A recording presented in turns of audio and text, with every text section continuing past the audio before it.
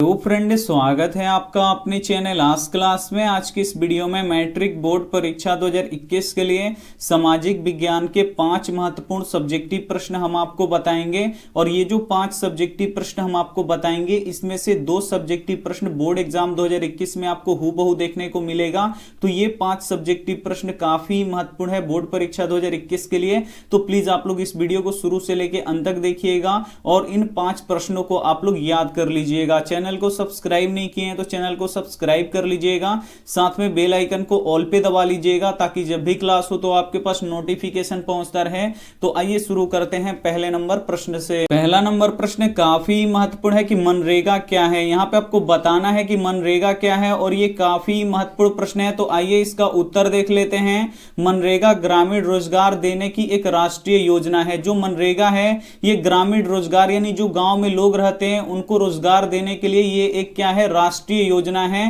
मनरेगा के अंतर्गत ग्रामीण मजदूरों को साल में कम से कम 100 दिनों के लिए रोजगार देने की व्यवस्था है। जो मनरेगा है इसके अंतर्गत जो ग्रामीण मजदूर हैं यानी जो गांव के मजदूर हैं उन्हें कम से कम 100 दिनों के लिए रोजगार देने की व्यवस्था है मनरेगा में। इसके लिए न्यूनतम मजदूरी निर्धारित की गई है। तो आपको समझ में आ गया होगा कि मनरेगा क्या है। तो एक बार फिर से समझ लीजिए, मनरेगा ग्रामीण रोजगार देने की एक राष्ट्रीय योजना है। मनरेगा के अंतर्गत ग्रामीण मजदूरों को साल में कम से कम 100 दिनों के लिए रोजगार देने की व्यवस्था है। इसके लिए न्यूनतम मजदूरी निर्धारित की गई है। तो उम्मीद करते हैं ये प्रश्न आपको काफी अच्छी तरीके से समझ में आया होगा। समझ में आया है तो प्लीज आप लोग वीडियो को शुरू से लेकर अंत तक जरूर देखिएगा। आइए देखते हैं अगला प्रश्न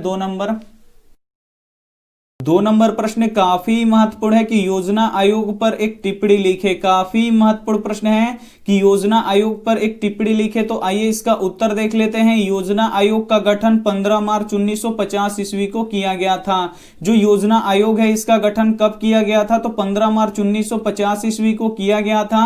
योजना आयोग के अध्यक्ष भारत के प्रधानमंत्री होते हैं। योजना आयोग जो होता है इसके अध्यक्ष कौन होते हैं? तो भारत के प्रधानमंत्री होते हैं। और योजना आयोग का कामकाज एक उपाध्यक्ष की देखरेख में होता है जिसके सहायता के लिए 8 अन्य सदस्य होते हैं। और जो योजना आयोग होता है उसका कामकाज एक उपाध्यक्ष की देखरेख में होता है और उसकी सहायता के लिए 8 अन्य सदस्य होते हैं। 1 जनवरी 2015 को इसका नाम बदलकर नीति आयोग कर दिया गया। तो यह महत्वपूर्ण प्रश्न था कि योजना आयोग पर एक टिप्पणी लिखे। तो आपको समझ में आ गया होगा। तो आइए फिर से एक बार समझा देते हैं। योजना आयोग का गठन 15 मार्च 1950 ईस्वी को किया गया था।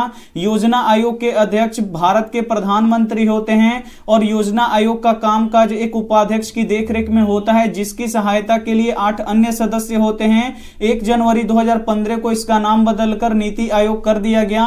तो उम्मीद करते हैं ये भी प्रश्न आपको काफी अच्छी तरीके से समझ में आया होगा। समझ में आ रहा है तो प्लीज आप लोग वीडियो को शुरू से लेकर अंत तक देखिएगा। आइए देखते हैं अगला प्रश्न 3 नंबर भी प्रश्न काफी महत्वपूर्ण है कि वस्तु विनिमय प्रणाली क्या है। काफी महत्वपूर्ण प्रश्न है कि वस्तु विनिमय प्रणाली क्या है। तो आइए इसका उत्तर देख लेते हैं। वस्तु विनिमय प्रणाली उस प्रणाली को कहते हैं जिसमें एक वस्तु के बदले में दूसरे वस्तु का आदान प्रदान होता है, उसे ही वस्तु विनिमय प्रणाली कहते हैं। तो आपको समझ में आ गया होगा कि एक वस्तु से दूसरे वस्तु को ही वस्तु विनिमय प्रणाली में खरीद सकते हैं। तो यहां पे एक बार फिर से समझ लीजिए कि वस्तु विनिमय प्रणाली क्या है। तो वस्तु विनिमय प्रणाली उस प्रणाली को कहते हैं जिसमें एक वस्तु के बदले में दूसरे वस्तु का आदान प्रदान होता है, उसे ही वस्तु विनिमय प्रणाली कहते हैं। अगर आपको एक वस्तु को खरीदना है तो आपको एक वस्तु को देना पड़ेगा, फिर यह वस्तु आपको मिलेगा, इसे ही वस्तु विनिमय प्रणाली कहते हैं। तो उम्मीद करते हैं यह भी प्रश्न आपको काफी अच्छी तरीके से समझ में आया होगा। समझ में आ रहा है तो प्लीज आप लोग वीडियो को शुरू से लेकर अंत तक जरूर देखिएगा।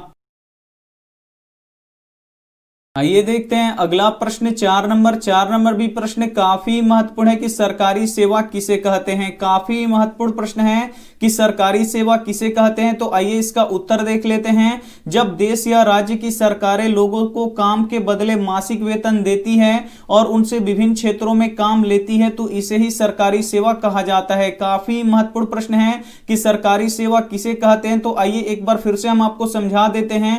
जब देश या राज्य की सरकारें लोगों को काम के बदले मासिक वेतन देती है और उनसे विभिन्न क्षेत्रों में काम लेती है तो इसे ही सरकारी सेवा कहा जाता है। तो उम्मीद करते हैं ये भी प्रश्न आपको काफी अच्छी तरीके से समझ में आया होगा। जैसे यहां पे देख लीजिए सैन्य सेवा, यहां पे शिक्षा, स्वास्थ्य, वित्त और यहां पे बैंक, ये आते हैं सरकारी सेवा में। तो उम्मीद करते हैं ये भी प्रश्न आपको काफी अच्छी तरीके से समझ में आया होगा। आइए देखते हैं अगला प्रश्न यहां पे 5 नंबर। 5 नंबर भी प्रश्न काफी महत्वपूर्ण है कि कृषि जनित उद्योग से क्या तात्पर्य है। काफी महत्वपूर्ण प्रश्न है 5 नंबर भी कि कृषि जनित उद्योग से क्या तात्पर्य है। तो आइए इसका उत्तर देख लेते हैं। ऐसा उद्योग जो कृषि के उत्पादनों पर आश्रित होते हैं अथवा जिनके उत्पादन में कृषि क्षेत्र से कच्चा माल आता है उसे ही कृषि जनित उद्योग कहते हैं। काफी महत्वपूर्ण प्रश्न था कि कृषि जनित उद्योग से क्या तात्पर्य है। तो आइए एक बार फिर से समझ लीजिए कि ऐसा उद्योग जो कृषि के उत्पादनों पर आश्रित होते हैं अथवा जिनके उत्पादन में कृषि क्षेत्रों से कच्चा माल आता है उसे ही कृषि जनित उद्योग कहते हैं। तो उम्मीद करते हैं ये भी प्रश्न आपको काफी अच्छी तरीके से समझ में आया होगा। जैसे यहां पे देख लीजिए चीनी उद्योग, चीनी उद्योग का कच्चा माल क्या होता है तो ईख होता है और ईख कैसे होता है तो ये कृषि से होता है। तो ये हो गया हमारा जो चीनी उद्योग होगा, ये क्या हो गया हमारा कृषि जनित उद्योग हो गया। टमाटर सॉस उद्योग ये भी किसका उदाहरण है तो कृषि जनित उद्योग का है। तो उम्मीद करते हैं ये सभी प्रश्न आपको काफी अच्छी तरीके से समझ में आया होगा। और ये जो 5 हम यहाँ पे सब्जेक्टिव प्रश्न करवाए हैं इसमें से यहाँ पे देखिए 2 या 3 यहाँ पे सब्जेक्टिव प्रश्न बोर्ड परीक्षा 2021 में आपको हूबहू देखने को मिलेगा। इसका पीडीएफ हम शाम को 5 बजे तक भेज देंगे। अगर आप ग्रुप में नहीं जुड़े हैं तो जुड़ जाइए और इन प्रश्नों को आपको क्या करना है, घोल के पी जाना है, याद कर लेना है। वीडियो अच्छी लगी है तो वीडियो को आप लोग जरूर लाइक कर दीजिएगा, अपने दोस्तों के पास इस वीडियो को जरूर शेयर कीजिएगा। चैनल को सब्सक्राइब नहीं किए तो चैनल को सब्सक्राइब कर लीजिएगा, साथ में बेल आइकन को ऑल पे दबा लीजिएगा ताकि जब भी क्लास हो तो आपके पास नोटिफिकेशन पहुंचता रहे। थैंक यू फॉर वॉचिंग, मिलते हैं अगली वीडियो में। तब तक अपना ध्यान रखिए, मन लगा के पढ़ाई कीजिए। Take care and bye.